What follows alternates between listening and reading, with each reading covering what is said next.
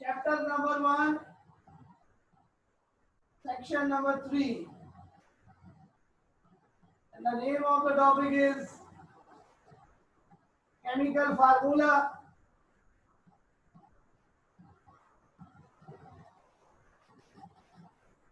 and its type. Chemical formula and its types. In fact, this topic is not in this form in our book. In our book, the name of the topic is empirical and molecular formula.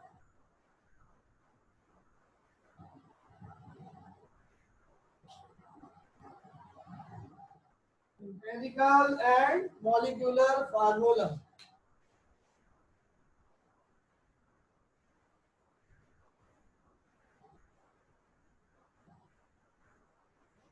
Empirical and molecular formula. The name of the topic is जी मोनिबा molar mass ammonia की 17 है बेटा। अब ये बेटा सवाल तो ये हो गया, अब इसको छोड़ दीजिए, इस टॉपिक पर आ जाए जो बोर्ड पे बता रहे हैं। तो चलिए आपको शुरू करते हैं और आपको बताते हैं सबसे पहले केमिकल फार्मूला क्या होता है। बच्चों, जिस तरह एलिमेंट को शॉर्ट फॉर्म में सिंबल से जाहिर करते हैं, जो एलिमेंट को शॉर्ट फॉर्म में जाहिर करने का तरीका होता है, इसी तरह कंपाउंड को भी शॉर्ट फॉर्म में जाहिर करते हैं सिंबल की मदद से। उस सिंबॉलिक रिप्रेजेंटेशन को केमिकल फार्मूला कहते हैं। तो what is chemical formula? Chemical formula is a short and symbolic expression for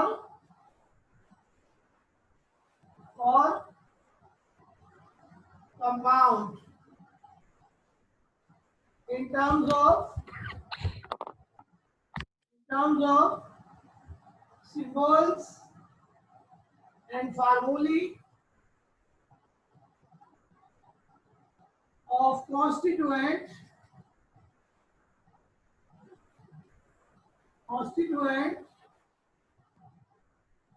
atoms or ions. This is the definition of chemical formula. Chemical formula क्या है? किसी भी कंपाउंड को शॉर्ट फॉर्म में यानी मुख्तसर तौर पर सिंबल और फार्मूले की मदद से सिंबॉलिकली जाहिर करने का तरीका केमिकल फार्मूला कहलाता है। केमिकल फार्मूला दरअसल कंपाउंड को जाहिर करने का एक शॉर्ट हैंड तरीका है, यानी कंपाउंड के लिए एब्रीविएशन है। आपने बहुत सारे केमिकल फार्मूले देखे, मसलन आपको याद होगा बेंजीन, आपको याद है बेंजीन का क्या फार्मूला होता है? C6H6। इसी तरह सोडियम क्लोराइड का क्या फार्मूला होता है? NaCl। ग्लूकोज का क्या फार्मूला होता है? C6H12O6। ये मुख्तलिफ फार्मूले हैं, बात आपकी समझ में आ रही है?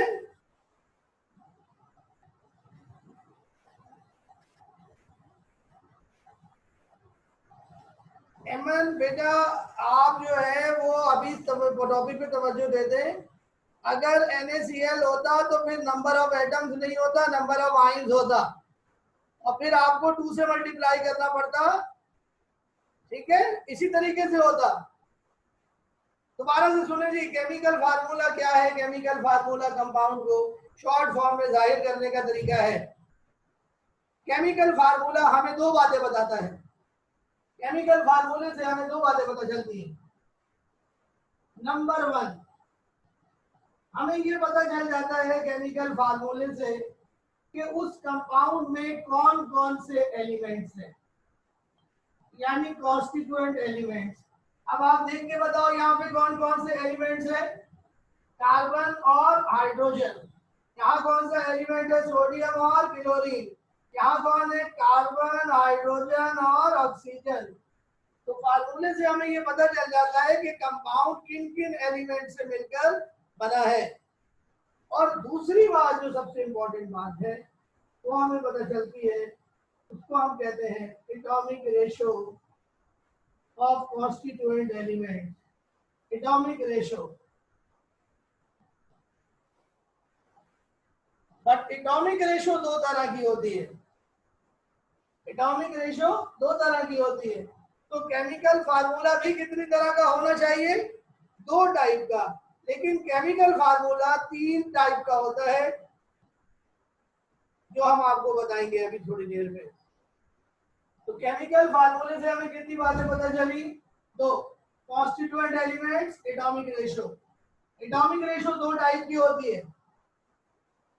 पहली को कहते हैं सार और दूसरी को कहते हैं आर। सार और आर। सार माने सिंपलेस्ट एटॉमिक रेशो, आर माने actual atomic ratio. Is it clear? यहां तक आप लोग जल्दी से इसको कॉपी कर लें, और कोई सवाल पूछता है तो पूछ लें।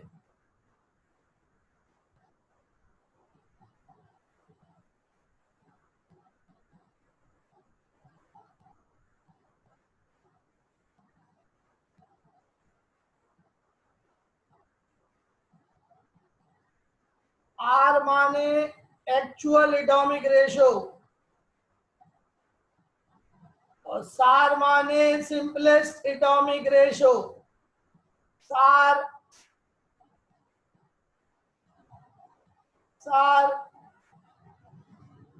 simplest atomic ratio. SAR means simplest atomic ratio. चीना कोई प्रॉब्लम नहीं है, रिकॉर्डिंग हो गई है, रिकॉर्डिंग देख लेना। अभी खामोशी के साथ जहां से लेक्चर ले रही हो तवज्जो से सुनो।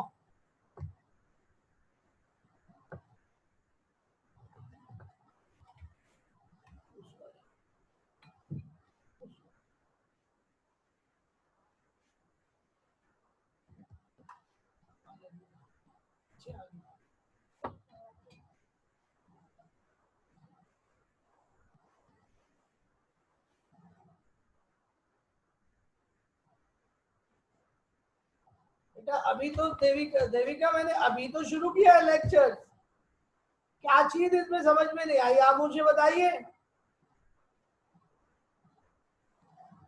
मैंने अभी सिर्फ ये बताया है कि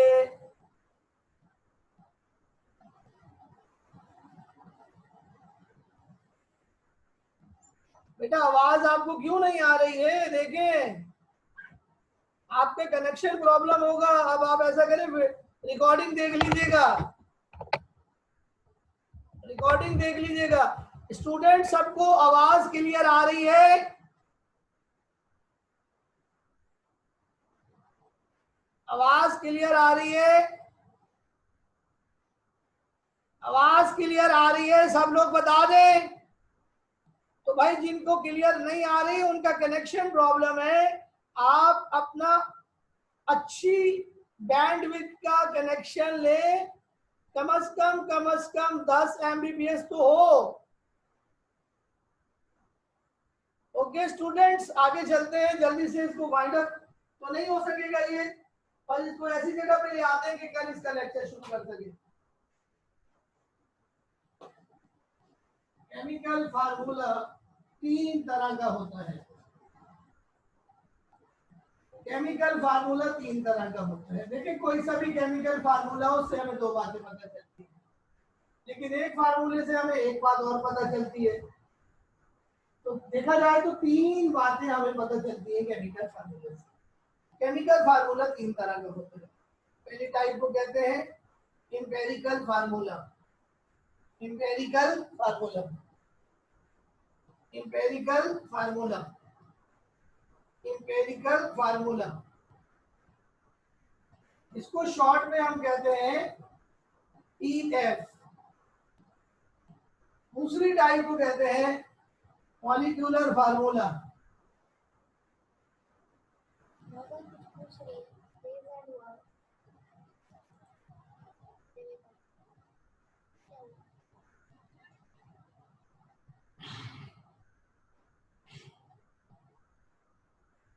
और बेटा तीसरा जो फार्मूला होता है उसको कहते हैं स्ट्रक्चरल फार्मूला।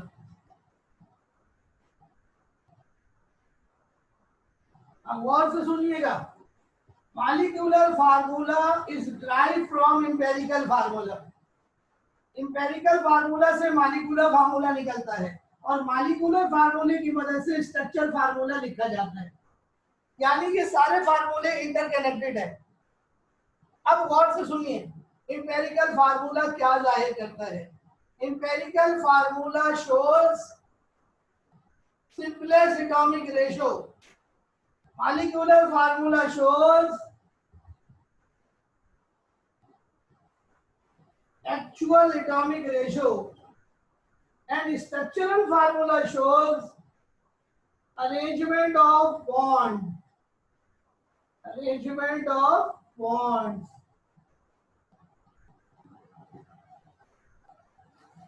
जी जनाब, ये बड़ी सिंपल सी डेफिनेशन हो गई। तो एम्पेरिकल फार्मूला क्या है? Empirical formula is the type of chemical formula which shows simplest atomic ratio of constituent element present in a molecule of a compound. Similarly, molecular formula is a type of chemical formula which shows actual atomic ratio of constituent element present in a molecule of a compound. और structural formula ये आपको पढ़ाना है हमने chapter 4 में। अभी हम खाली इसका नाम आपको बताएं, डेफिनेशन बताएं। Structural formula is the type of chemical formula which shows the arrangement of bonds in a molecule. Okay, तो स्टूडेंट्स यहीं पर हम ये लेक्चर को आज वाइंड अप करेंगे, क्योंकि हमारी दूसरी क्लास भी अब स्टार्ट होनी है। तो आप लोग जो है वो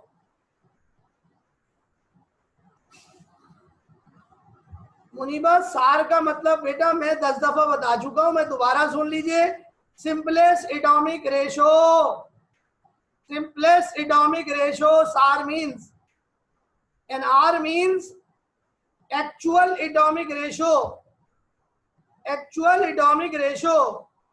ओके स्टूडेंट्स, तो कल यहीं से लेक्चर को आगे लेके जाएंगे कल ये, और कल फिर हम आपको बहुत ही इंपॉर्टेंट टॉपिक यानी एम्पेरिकल और मॉलिक्यूलर फार्मूला पढ़ाएंगे। सो कल तक के लिए अल्लाह हाफिज, टेक केयर।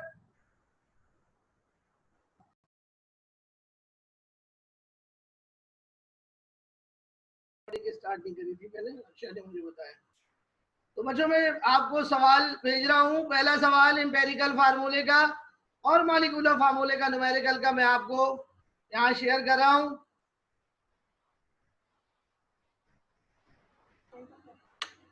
ये सवाल आपके पास आ गया जी। सवाल को आप गौर से देखिए। अब मैं आपको बोर्ड पर समझाऊंगा। ये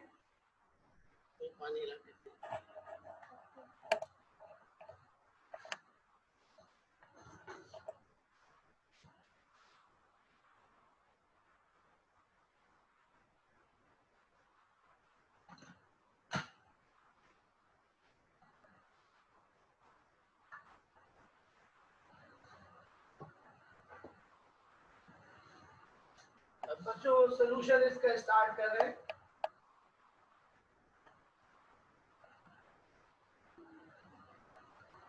और इसका सोल्यूशन बनेगा एक चार्ट की शक्ल में।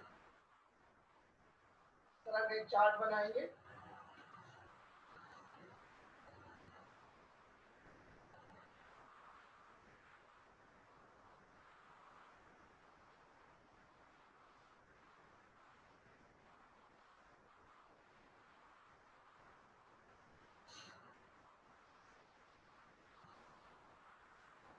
सबसे पहले इस चार्ट में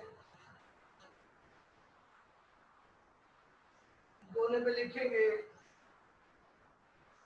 एलिमेंट्स, और फिर यहाँ पे थोड़ा सा बड़ा सा गैप आएगा ऐसे। फिर यहाँ पर सॉरी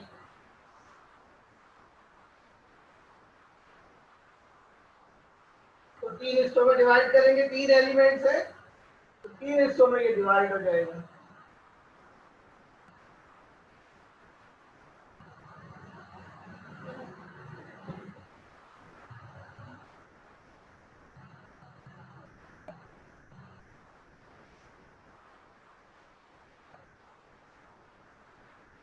अब देखिए बच्चों, इसमें 3 एलिमेंट्स हैं। बाज में 2 एलिमेंट भी हो सकते हैं, बाज में 4 भी हो सकते हैं। आपको उसी हिसाब से फिर एडजस्ट करना पड़ेगा इसको, चार्ट को।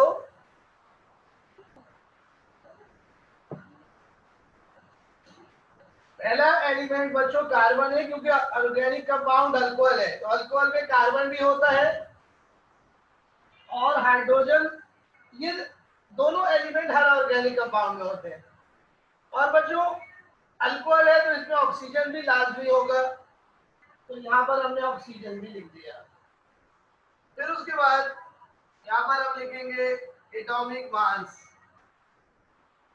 बच्चों ये एटॉमिक मास आपको गिवन होगी क्वेश्चन में, बाद औकात नहीं भी होगी, लेकिन आपको याद है कार्बन की एटॉमिक मास होती है 1, हाइड्रोजन की होती है 1 और ऑक्सीजन की होती है 16। और फिर बच्चों हम लोग निकालेंगे mass, mass of element, mass of element.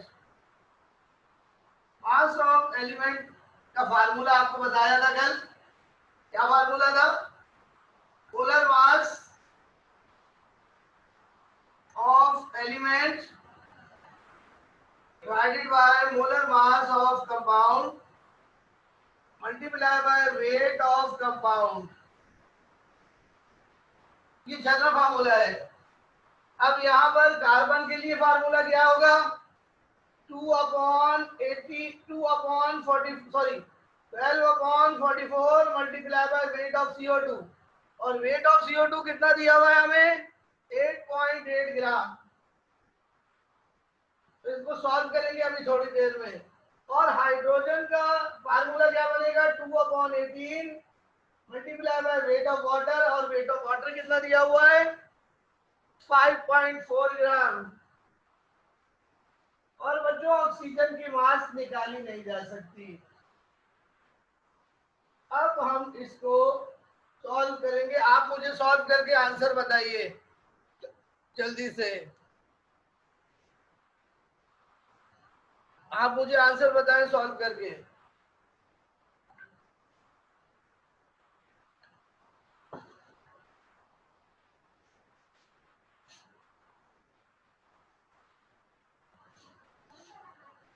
इसको सॉल्व करके आंसर बताएं क्या आ रहा है।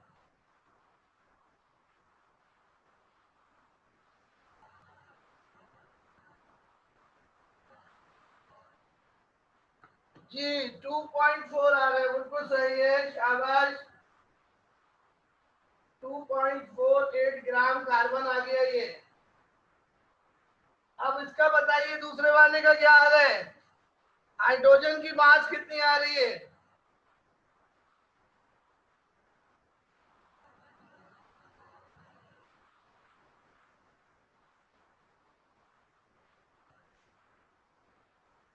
कितनी आ रही है?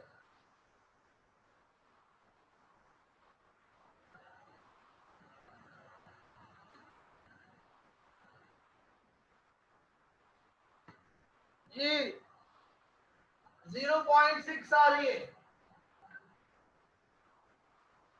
तो ये हमारे पास मास आ गई। तो फर्स्ट स्टेप में मास निकालते हैं स्टूडेंट्स। फर्स्ट स्टेप में मास निकालते हैं और अब निकालेंगे percentage. Percentage of element equals to mass of element divided by mass of compound multiplied by 100। ये कल परसेंटेज का फार्मूला आपको पढ़ाया था स्टूडेंट्स। तो अब तीनों की परसेंटेज निकालेंगे।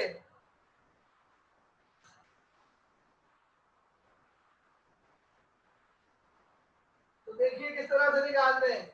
मास हमारे पास आई 2.4 और ऑर्गेनिक कंपाउंड की मास हमें क्वेश्चन में दी हुई है। चेक करें कितनी दी हुई है? 4.6 ग्राम।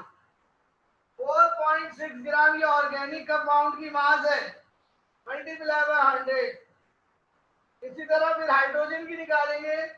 0.6 is the mass of hydrogen divided by mass of organic compound multiply by 100। तो देखिए कितना आता है, बताइए मुझे सॉल्व करके।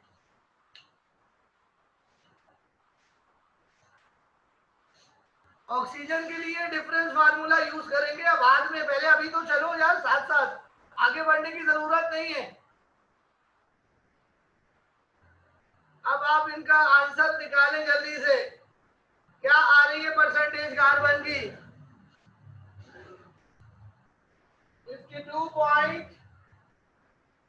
52.17%। ये कार्बन की आ गई। और हाइड्रोजन की कितनी आई? हाइड्रोजन की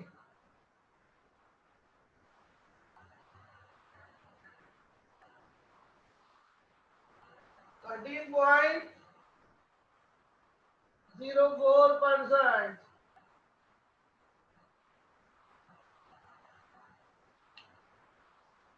अभी आप कॉपी कर लें जल्दी से।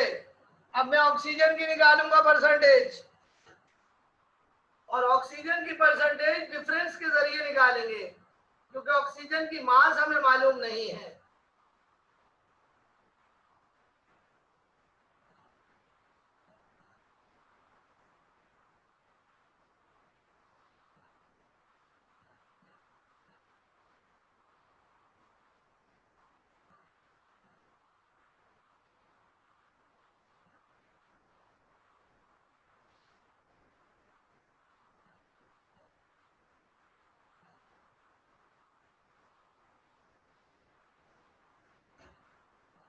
जल्दी से इसको कॉपी कर लीजिए।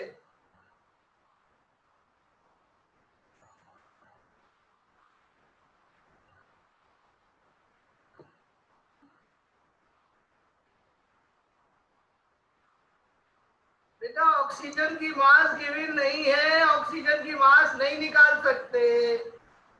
आपको बताया जा चुका है पहले भी, ऑर्गेनिक कंपाउंड में ऑक्सीजन की मास नहीं निकाल सकते।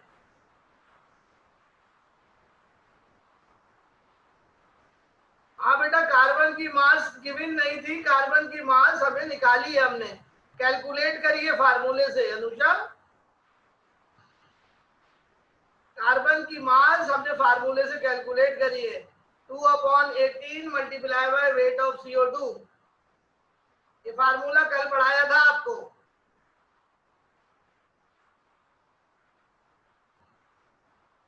आवाज नहीं आ रही तो अपना कनेक्शन चेक कीजिए।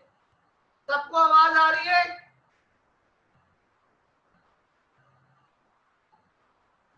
सबको आवाज क्लियर आ रही है?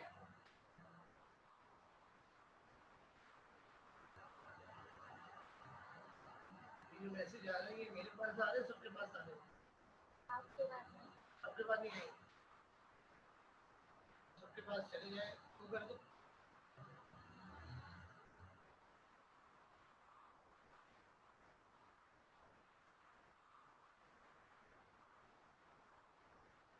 चलिए ऑक्सीजन की परसेंटेज निकालते हैं। ऑक्सीजन की परसेंटेज निकालते। Percentage of oxygen is equal to 100 minus percentage of carbon plus percentage of hydrogen.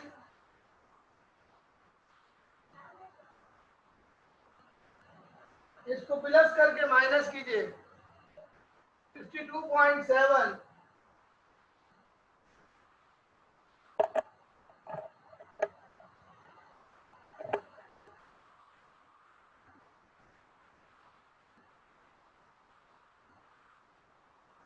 Ji minus, पहले प्लस करें फिर माइनस कीजिए, तो आंसर आ रहा है 34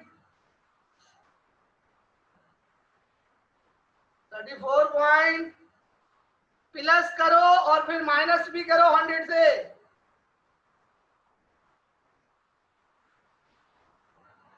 34 पॉइंट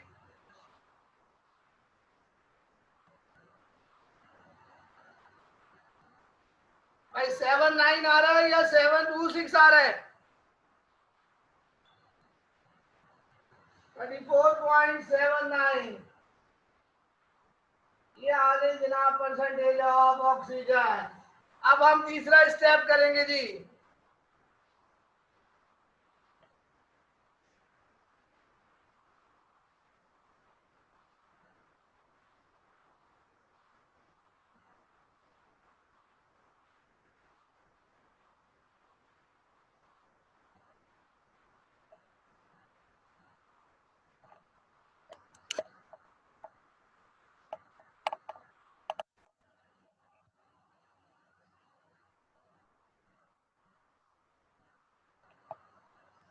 और ये हम आपके सामने तीसरा स्टेप, और इसका नाम है mole ratio.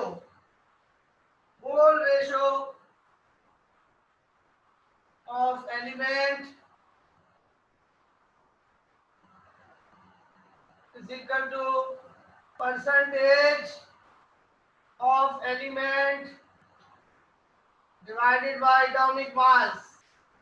This is the formula of mole ratio.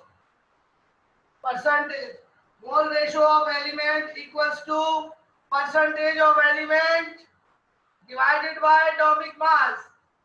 Percentage of element divided by atomic mass.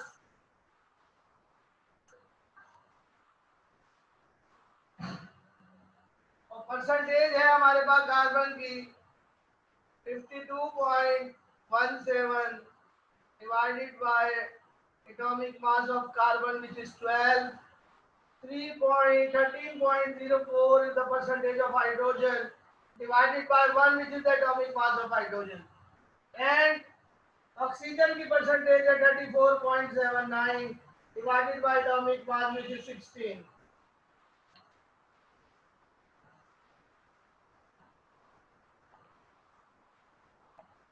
अब आप मुझको आंसर बताइए।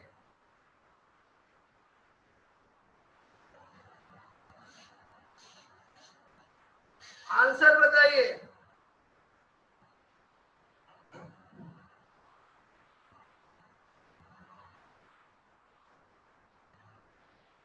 कार्बन का क्या आया? 4.34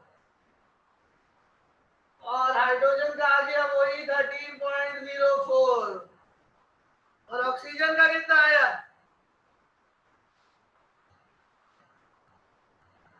सिद्रा आमिर बेटा क्या चीज समझ में नहीं आ रही है बताओ। बेटा आपको सिद्रा आमिर कल बताया था ना 4 स्टेप होते हैं एम्पिरिकल फार्मूला निकालने के। पहले स्टेप में निकालते हैं मास, जो मैंने मास निकाल ली यहाँ पर पहले स्टेप में। फिर मैंने निकाला क्या? परसेंटेज। फिर थर्ड स्टेप में मोल रेशो निकाल रहा हूं। कौन सा आंसर समझ में नहीं आ रहा बेटा? ये बेटा ये यहां से आया ना ऊपर से, जब परसेंटेज निकाली तो 13.04 आ गया। बेटा आप कैलकुलेटर में कैलकुलेशन करें चित्रा।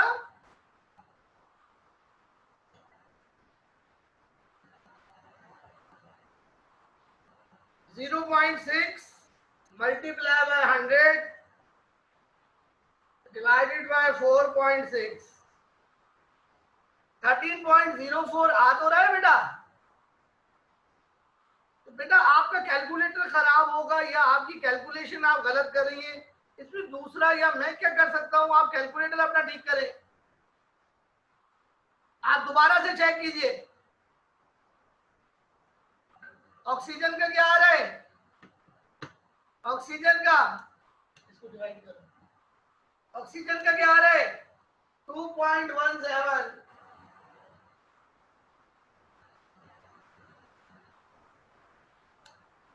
ये आ गई मोल रेशो जनाब। अब आप इसमें से देखें सब में छोटी कौन सी है? सब में छोटी कौन सी है? इन तीनों वैल्यूज में सबसे छोटी कौन सी है? पहली वाली, दूसरी, तीसरी कौन सी छोटी है? ऑक्सीजन वाली मोल रेशो सबसे छोटी है, इसे कहेंगे लीस्ट मोल रेशो। क्या कहेंगे? Least mole ratio. थर्ड वाली सबसे छोटी है, लीस्ट मोल रेशो है। तो अब हम चौथा स्टेप करेंगे। ओके, चौथे स्टेप का नाम बताओ स्टूडेंट, चौथे स्टेप का नाम लिखो, लिख के बताओ। एटॉमिक रेशो नहीं, चौथे स्टेप का क्या नाम है?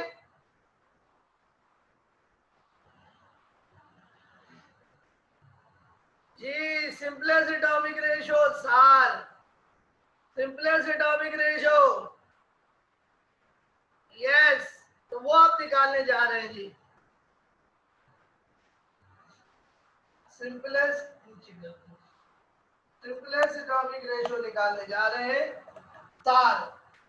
simplest atomic ratio equals to mole ratio divided by least mole ratio, least mole ratio। अब हम देखिए डिवाइड करते हैं 4.34 डिवाइडेड बाय लीस्ट, लीस्ट कौन सी है 2.17, और यहाँ देखिए 13.04 divided by least which is 2.17 and 2.17 divided by 2.17 and that gives the answer 1। अब यहाँ पे बताएं आंसर क्या आ रहा है? कार्बन का 2 आ रहा है, बिल्कुल ठीक है, और उसका कितना आ रहा है? हाइड्रोजन का, हाइड्रोजन का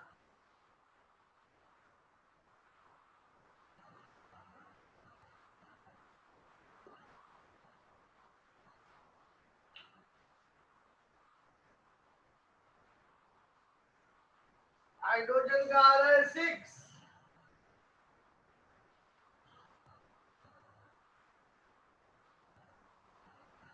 ये आ गई सिंपलेस्ट रेशो, और सिंपलेस्ट रेशो जो होती है वो इंपेरिकल फार्मूला को जाहिर करती है।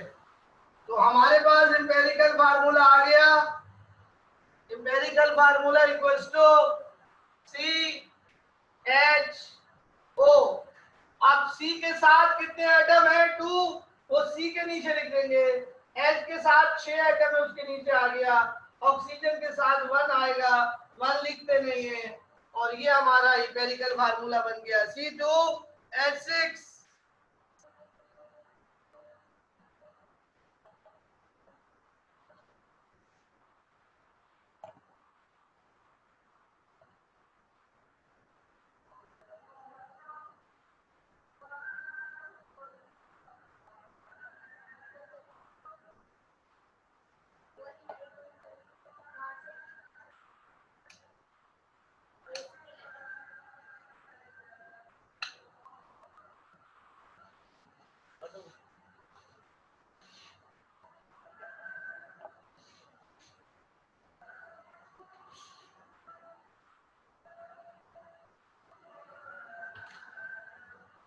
जी स्टूडेंट्स इंपेरिकल फार्मूला आ गया, इंपेरिकल फार्मूला दिखाओ, इंपेरिकल फार्मूला आ गया।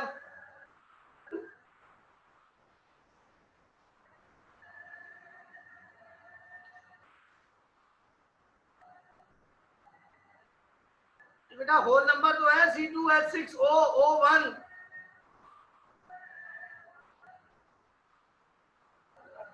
बेटा होल नंबर ही है ये C2H6O। ये हमारे जनाब 4 नंबर हो गए हमारे यहाँ तक, 4 स्टेप्स, 4 नंबर का ये स्टेप हो गए। अभी 2 स्टेप बाकी है। अभी हमने इंपेरिकल निकाला है, अब हम मॉलिक्यूलर निकालेंगे। तो अब हम मॉलिक्यूलर निकाल रहे हैं, जल्दी से आप लोग देख लें, तस्वीर ले लें।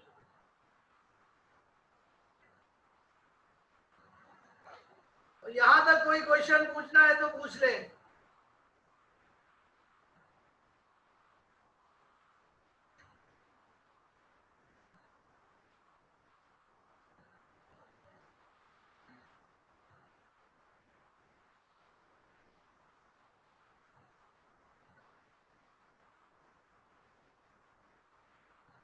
वहां से रोशनी आ रही है, देखिएगा।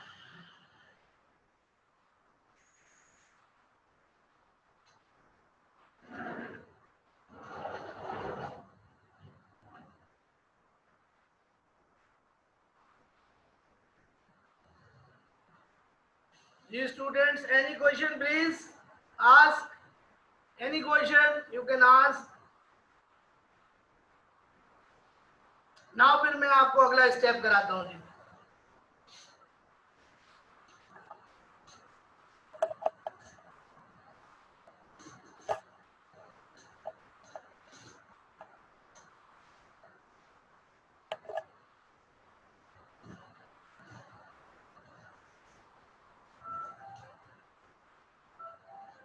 और अब हम निकालेंगे पांचवा स्टेप।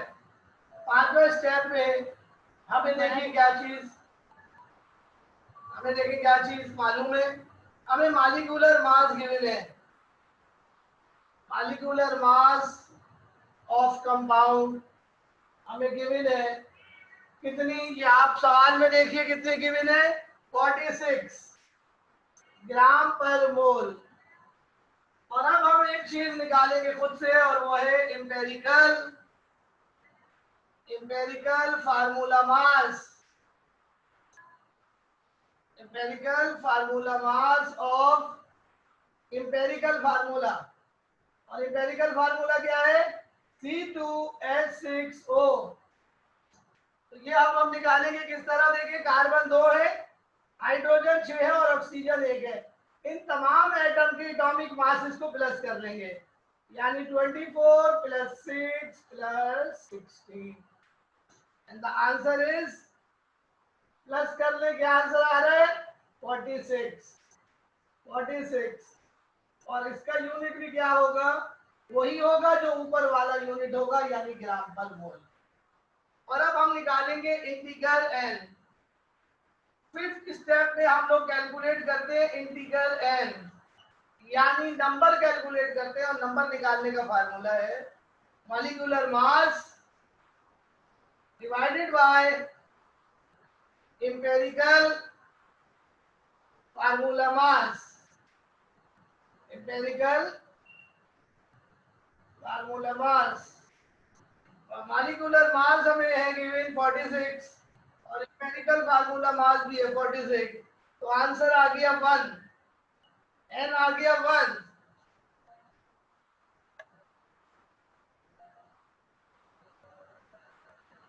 बेटा जो इंपेरिकल फार्मूला मास है, जो इंपेरिकल फार्मूला आया उसकी इंपेरिकल फार्मूला मास निकालेंगे। फार्मूला मास का मतलब है एटॉमिक मासेस को प्लस कर लेंगे।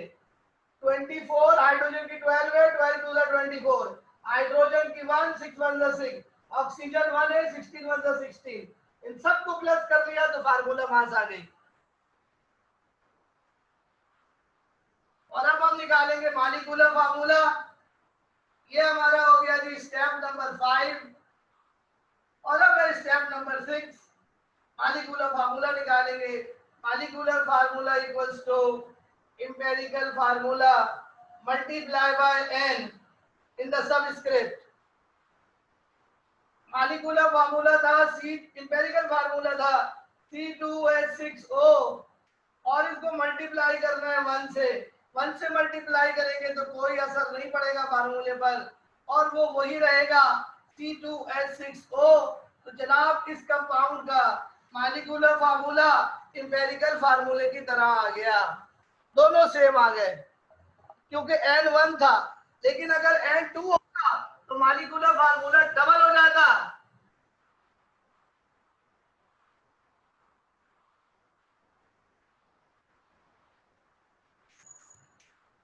अरे तो बेटा मेरा भी आंसर 1 ही आ रहा है ना अनुषा, वही तो आ रहा है बेटा अनुषा।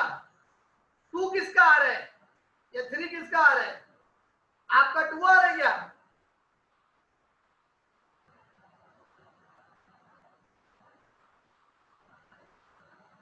तो स्टूडेंट ये था क्वेश्चन, 6 मार्क्स का क्वेश्चन आता है ये। और अब मैं आपको एक सवाल दे रहा हूं जो आप लोगों ने सॉल्व करना है खुद से अभी।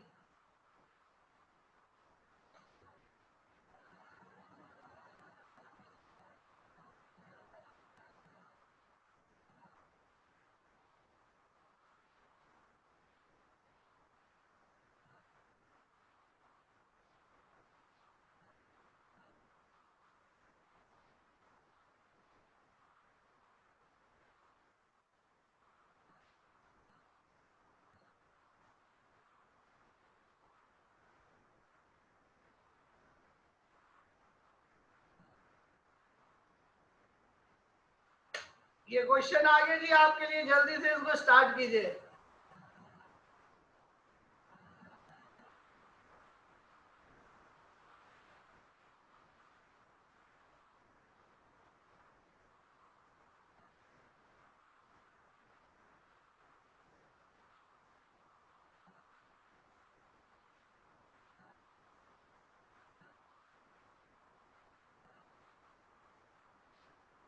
क्लास हो गई?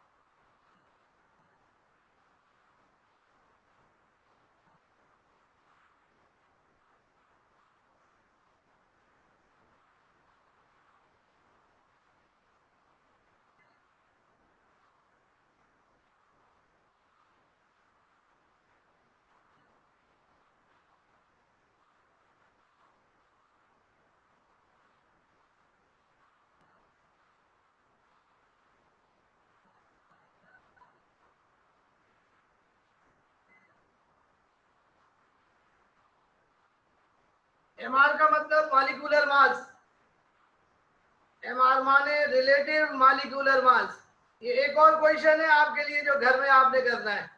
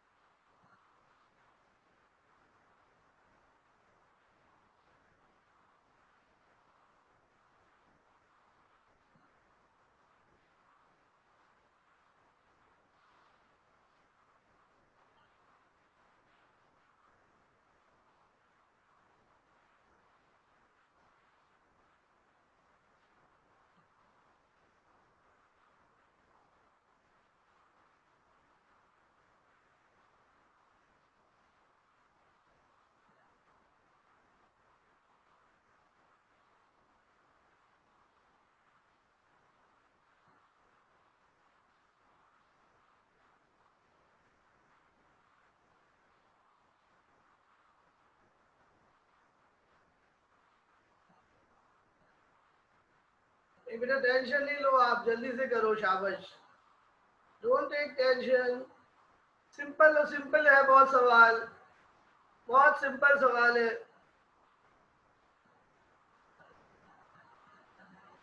बोर्ड हैंग नहीं हुआ है बोर्ड हैंग नहीं हुआ है।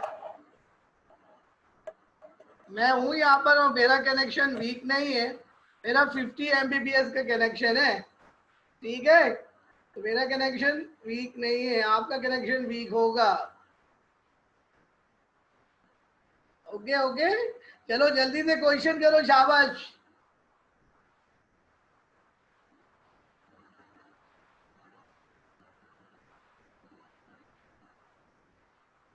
बेटा पहले वाले का मुझे नहीं पता, दूसरे वाले का पता है, दूसरे वाले का तो आंसर मैंने लिख के भेजा है बेटा आपको। अच्छा, जल्दी से स्टार्ट करो बेटा, शाबाश। Time is 2 minutes left, hurry up.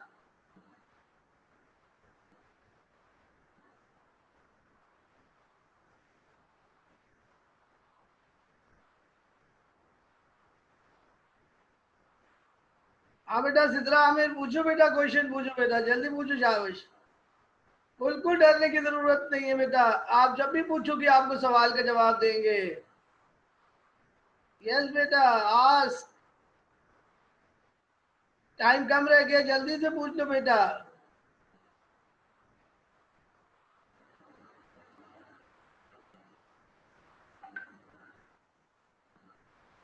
जी बेटा आंसर बताएं। बेटा आपको समझ लो कि इनऑर्गेनिक होगा ही नहीं, हमेशा ऑर्गेनिक ही होगा। एमआर का मतलब है बेटा रिलेटिव मॉलिक्यूलर मास। बेटा पहले का आंसर मुझे नहीं पता, आंसर नहीं है मेरे पास पहले का। अनुषा पहले का आंसर नहीं है बेटा, तो मुझे बताओ, तुम उसकी मॉलिक्यूलर मास निकाल लो पहले की, जो भी तुम्हारा आंसर आया ना।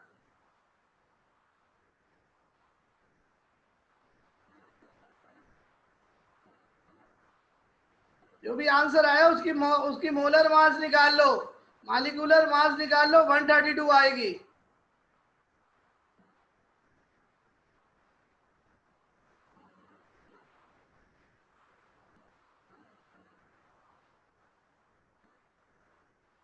बेटा एलिमेंट इनऑर्गेनिक नहीं होता, कंपाउंड ऑर्गेनिक इनऑर्गेनिक होता है सिद्रा। एलिमेंट तो हमेशा एलिमेंट होता है, वो ऑर्गेनिक इनऑर्गेनिक नहीं होता।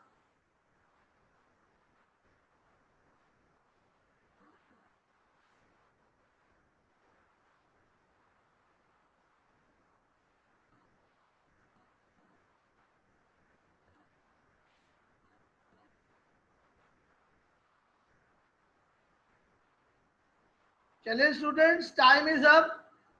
कल हम आपको नया सेक्शन कराएंगे स्टिचियोमेट्री।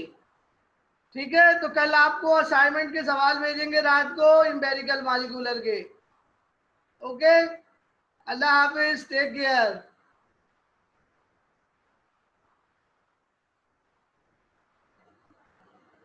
छुट्टी बेटा आपकी, अल्लाह हाफिज, टाइम इज अप।